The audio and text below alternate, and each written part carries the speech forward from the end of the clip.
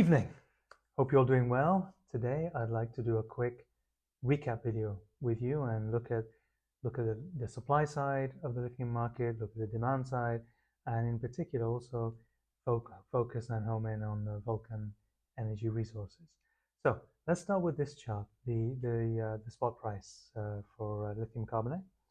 And you know, I thought we'd hit the bottom. We all hoped we'd hit the bottom, but it seems that there's still some trending downwards. And like with any other spot price, when I used to look at foreign exchange prices, in the end, I just gave up. I just gave up short-term forecasting. You just don't know day to day, week to week, where it's going to go. But keeping in mind that there is a huge swing player, and that's China. So these prices, when there's vertical integration, may still suit a player like that because they're able to, in the value chain, take a hit elsewhere but increase their margins further down in the value chain and overall still make their profits. So it's a little bit, in my view, still artificial, but it still is the best marker we've got in terms of the direction of the market, the condition of the market, short term. So there we are. Now,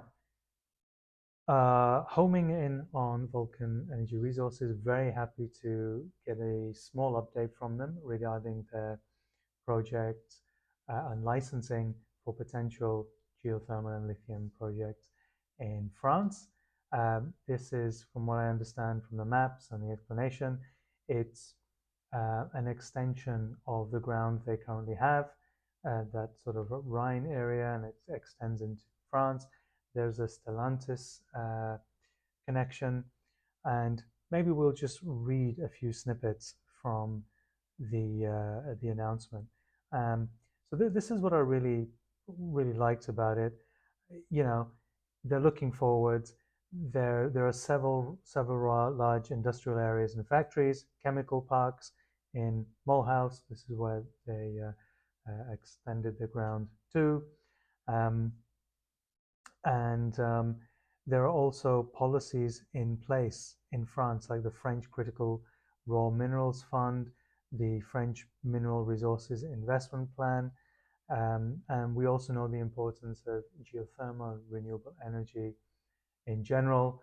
So all in all, I wouldn't say this is one of those fantastic announcements, but it's great to see how they're looking forwards.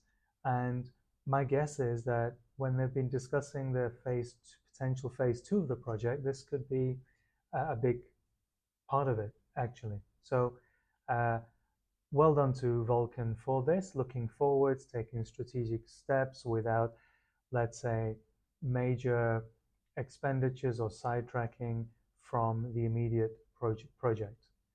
Now, going back to charts, as with the lithium price that I just showed you, many of the exploration stocks and some of the producer stocks in lithium have again been tanking and trending down. The explanation being, well, the spot price is trending down. I think there are some companies struggling on the margin side. There are concerns around supply demand. There are concerns around the EV slowdown. There are concerns around geopolitics. All of these do play their part, but it's up to us to try and see the wood for the trees. And during this period, the Vulcan Energy share price has been relatively stable, and in fact, in the last few days, has been quite strong. Now, why is that? Really, I don't know. I mean, it can partly be momentum. It can partly be a realization that a number of catalysts are on their way. It may be institutions getting ready to come in. It may just be animal spirits. Who knows? But in general, Vulcan Energy trending upwards does not surprise me now over kind of the medium longer term, because I've always said, even when the price was really low, that this is a good company and a potential to be a great company. and if it can complete phase one and then extend its technology and land holdings and licenses to extend its technology to produce lithium and geothermal energy elsewhere, that's fantastic. Then we've really got potentially a compounder with a great moat, in my view.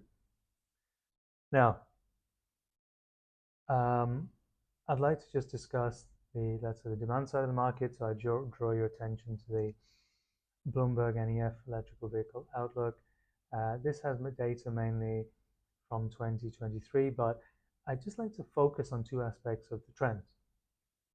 So one is you see this long-term projection out to 2040 for um, electric vehicle uptake. Now, as you can see, it's by region, and you can also see the massive contribution of China and the rest of the world kind of catching up.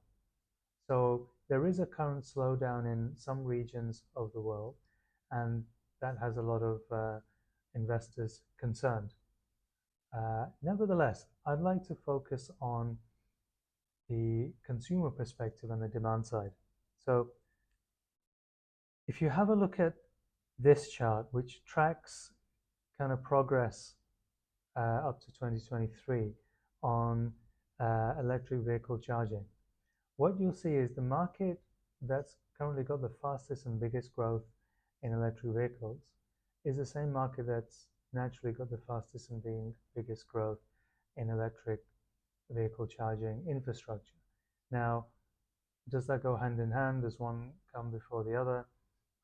Let's look at it from a consumer perspective. I'm an EV owner, and initially when I bought our first EV, my intention was, this is going to be the local runner. It's going to be the school back and forth, office back and forth, to friends' house back and forth, to the gym, to this, errands, shopping, la la la. When I first, with my first one, Atto 3, I didn't have any intention of doing sort of major long distance journeys. That just was not in my mind. However, as we're getting more comfortable with the car, I'm keen now, and okay, we're going to go for like a staycation to one of the other Emirates, and maybe it's a 2-hour drive, and we'll go around mountains. And now I'm sort of, okay, planning, what about charging? What about, what about this? What about that? And then I thought about it. I thought, actually, to encourage me or to get it, or for me to feel at ease in going long distance, I just want there to be charging infrastructure at forecourts, current fuel, petrol, diesel forecourts, because that infrastructure has been built with time, and that's what gives you the confidence that you look on your Google Maps, there's a fueling station, and what I would really like is that combined stop-off, perhaps alongside conventional fuel and the shops and the facilities, that it just becomes normalized. Because then what do you have? You have charging points, specific charging points that have been built, fast charging and other charging points, which you can look on your app. Then you have this confidence that there's infrastructure at general forecourts, and in addition to that, you have shopping malls, and you have your own premises. You have hotels that have a limited number of charging points. That then gives you, as a consumer, a superior choice, a superior access, and superior service vis-a-vis the current petrol stations. And that's what we want, improvement. So I think once this infrastructure rollout is done in all the other countries, and people have this additional confidence over and above a petrol forecourt, in that you've got access to these points all around. Maybe when there's automation, cars automatically are able to just take you to a point, pre-book a charging point, and what have you. So I think that's from a consumer perspective, the major catalyst for more penetration and mass adoption and acceleration in the other regions of the world. So as in China, we just need to get these charging points in. they need to be in main forecourts, visible, accessible, and not in just obscure locations where you have to look at your app and drive here, drive there, and hopefully it's working, or there's not a queue or whatever. No, we want these charging points to go mainstream. The technology is improving, the batteries are improving in terms of the capacity, the speed of charging. They're being tested.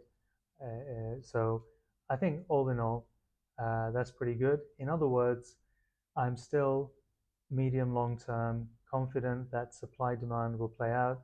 Happy with the current, let's say, lower lithium prices, allowing battery costs or enabling or in part the cell costs also be low, because that's going to drive and is driving mass adoption and other energy storage uses.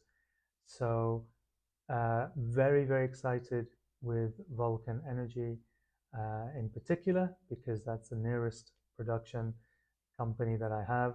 And not just that, I think excellent management, excellent positioning in Europe, ability to scale up its operations and replicate. And with the technology they have, they can either lease the technology and royalty, or they have an interesting moat because of their positioning. I mean, Germany, France, I mean, two biggest powerhouses in the EU. So again, great news from Vulcan, and a bit of a summation of my thoughts on the supply side and as a consumer on the demand side. Cheers for watching. Best of health. Have a nice weekend.